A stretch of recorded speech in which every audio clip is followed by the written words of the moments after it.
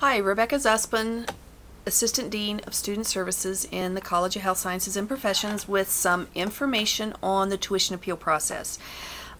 Typically, if you've gotten information on the tuition appeal, it's because I've sent it to you because you're seeking to have your registration adjusted due to a medical emergency or a family emergency, or perhaps it was an error on the university's part in registration or something to that nature. The tuition appeal process it's not that difficult. My part in the process is that all of the documentation comes to me. I make sure that everything is in line. I have to do legwork on my end. I have to get verification of the last date of attendance or participation. I have to put everything together. I have to then have everything signed off and reviewed by the School of Nursing. And then at that point, only at that point, can it go to the Associate Provost for Academic Affairs for tuition appeal panel review. The tuition appeal panel meets every 2 weeks on Tuesdays, and if, for instance, if you have requested information on a tuition appeal on Thursday or Friday, for instance, and there's a panel review the following Tuesday, more than likely that is not going to be reviewed for that panel session. It'll probably be 2 more weeks, and here's why. Once I get the information from a student for a tuition appeal, I have to put all of this information together. I have to make some copies. I have to verify things with the School of Nursing, and it does take a little time.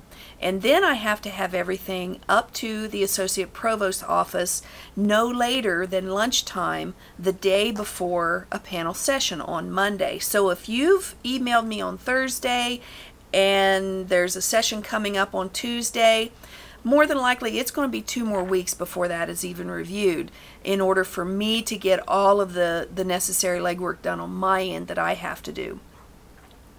The tuition appeal has a $5 processing fee, which that fee is waived in the case of medical appeals or appeals due to a university administrative error or something of that nature.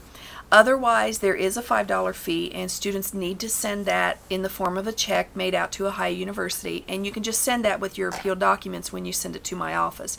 You currently cannot pay that online, so sometimes students want to fax or email all of their documentation to me, which that's fine. I don't have a problem with that, but you'll still have to send that $5 check by mail. So it's usually just simpler just to send everything at once and send it by mail. So once I get that and get everything done on my end, have it reviewed by the School of Nursing, and then have it to the Associate Provost's office for panel review, I typically find out within 1 to 2 days what the outcome was. I don't have any part in the decision-making process, but as soon as I know the outcome, I will send an email to your OU student email account letting you know what the outcome is and how that affects you, how it will affect your permanent record, and also give you contact information if you have any questions about your bill.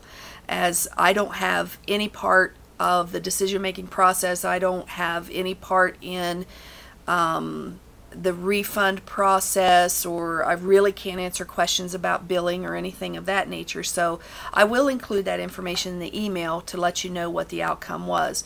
When students will ask me, well, is this going to get approved? I have never told a student, oh yes, this will get approved, no problem at all. I don't have any part in the process. I can tell you if you have a reasonable case. I can also tell you if I don't think it's going to get approved, and I will be honest and tell students that as well. You know, it's your prerogative if you want to pursue a tuition appeal, but sometimes I'm just not sure whether it's going to get approved or not, and if I have a pretty good inkling of that, I will let you know that as well, so you can decide whether this is something you really want to pursue or not. So that's the tuition appeal process, and I will also include a link when I email you that'll have all of this information in it. It'll also have the link where you can print the form, and then everything just comes back to me, and then we just have to take it from there.